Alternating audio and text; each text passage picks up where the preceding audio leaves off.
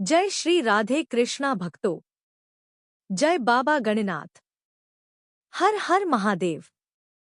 आप सभी का हमारे YouTube चैनल पर बहुत बहुत स्वागत है। आइए आज सुनते हैं आंवला नवमी व्रत की कथा।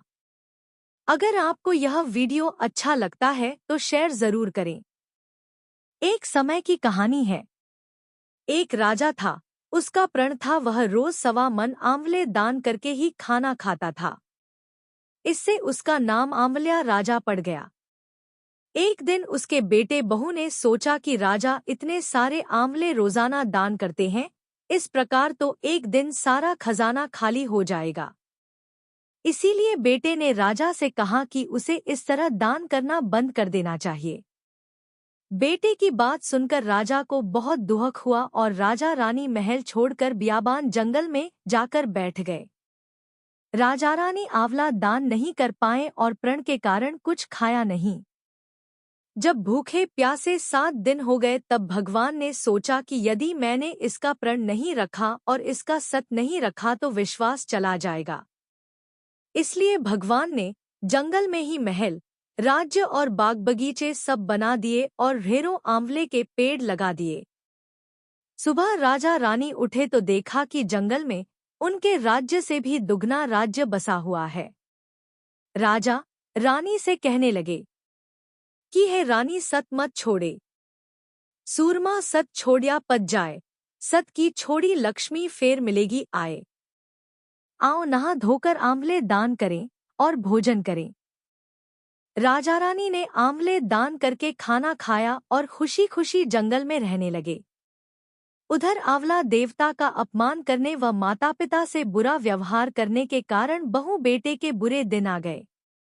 राज्य दुश्मनों ने छीन लिया, दाने दाने को मोहताज हो गए और काम ढूंढते हुए अपने पिताजी के राज्य में आ पहुंचे।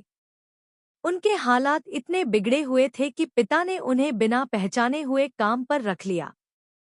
बेटे बहू सोच भी नहीं सकते कि उनके माता पिता इतने बड़े राज्य के मालिक भी हो सकते हैं, सो उन्होंने भी अपने माता पिता को नहीं पहचाना। एक दिन बहू ने सास के बाल गूंथते समय उनकी पीठ पर मस्सा देखा। उसे यह सोचकर रोना आने लगा कि ऐसा मस्सा मेरी सास के भी था।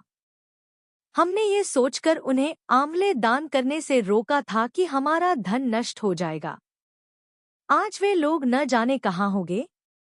यह सोचकर बहू को रोना आने लगा और आंसू टपक टपक कर सास की पीठ पर गिरने लगे।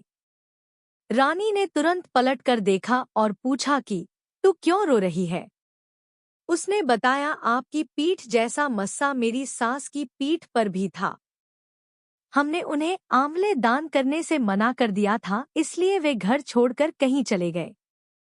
तब रानी ने उन्हें पहचान लिया, सारा हाल पूछा और अपना हाल बताया। अपने बेटे बहू को समझाया कि दान करने से धन कम नहीं होता बल्कि बढ़ता है। बेटे बहू भी अब सुख से राजा रानी के साथ रहने लगे। हे भगवान, जैसा राजा रानी का सत रखा वैसा सबका सत रखना।